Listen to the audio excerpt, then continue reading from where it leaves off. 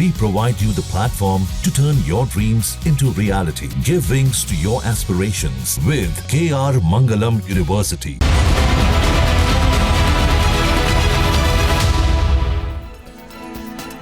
लाल किले के प्राचीर से आज प्रधानमंत्री नरेंद्र मोदी ने देश को संबोधित भी किया और देश को संबोधित करते हुए आज इन्होंने आरएसएस का जिक्र किया।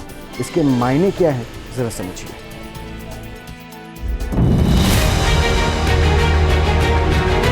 राष्ट्रीय स्वयंसेवक संघ 100 साल की राष्ट्र की सेवा एक बहुत ही गौरवपूर्ण स्वर्णिम पृष्ठ है। लाल किले की प्राचीर से ऐसा पहली बार हुआ है। पहली बार लाल किले से पीएम मोदी ने राष्ट्रीय स्वयंसेवक संघ यानी आरएसएस का जिक्र किया। लाल किले से पीएम मोदी ने अब तक 12 बार भाषण दिया है, लेकिन ये पहला मौका है जब उन्होंने संघ के योगदान की बात की।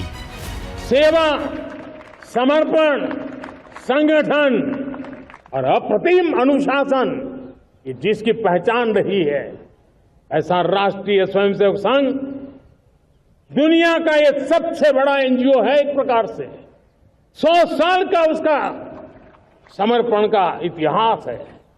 आज लाल किले की प्राचीर से 100 साल की इस राष्ट्र सेवा की यात्रा में योगदान करने वाले सभी स्वयंसेवकों को आदरपूर्वक स्मरण करता हूं और देश गर्व करता है राष्ट्रीय स्वयंसेवक संघ की इस 100 साल की भव्य समर्पित यात्रा को और हमें प्रेरणा देता रहेगा।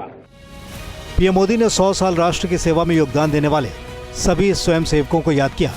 उन्होंने संघ को दुनिया का सबसे बड़ा एनजीओ बताया। पीएम के इस भाषण से विपक्ष को मिर्ची लग गई है। कांग्रेस नेता जयराम रमेश ने भाषण पर तीखी प्रतिक्रिया दी। जयराम रमेश ने कहा, प्रधानमंत्री ने अपने भाषण में आरएसएस का जिक्र मोहन भागवत को खुश करने के लिए किया, क्योंकि मोदी अब पूरी तरह उनके भरोसे हैं। सितंबर के बाद जब वे 75 साल के हो जाएंगे तो पद पर बने रहने के लिए मोहन भागवत की मदद पर निर्भर होंगे। आजादी के दिन संघ के जिक्र पर दूसरे विपक्षी नेताओं ने भी सवाल उठाए।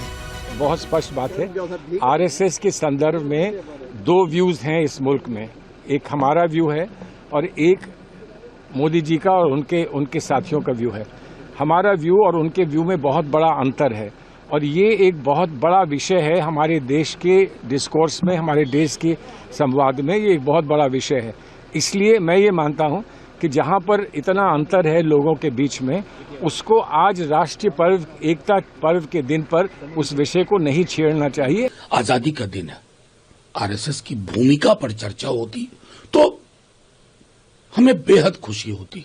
एक सांस्कृतिक संगठन है, लेकिन आजादी में उसकी भूमिका का मूल्यांकन देश के प्रधानमंत्री को करना चाहिए ना। बस आज के उनके भाषण से मुझे लगा कि वो डॉग व्हिस्टलिंग से, पार्टीजन पॉलिटिक्स से कभी ऊपर नहीं बढ़ पाते हैं। आप कल्पना कीजिए, ट्विस्ट विथ डेस्टिनी वाले भाषण से आज हम कहां पहुंच गए हैं। पीएम मोदी 17 सितंबर को 75 साल के हो जाएंगे।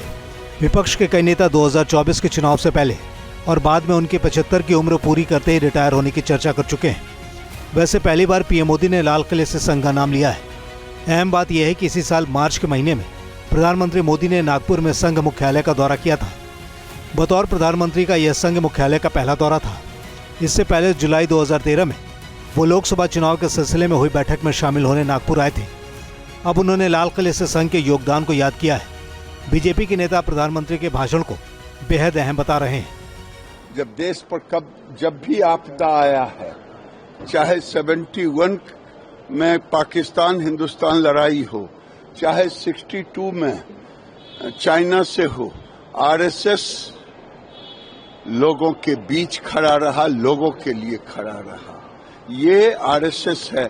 कहीं आपदा आ जाए, बाढ़ आ जाए, कहीं सुखाड़ आ जाए, वहां संघ दिखाई देता है। 79वें स्वतंत्रता दिवस पर प्रधानमंत्री नरेंद्र मोदी का भाषण कई मायने में ऐतिहासिक रहा। पहली बार उन्होंने 103 मिनट का भाषण दिया।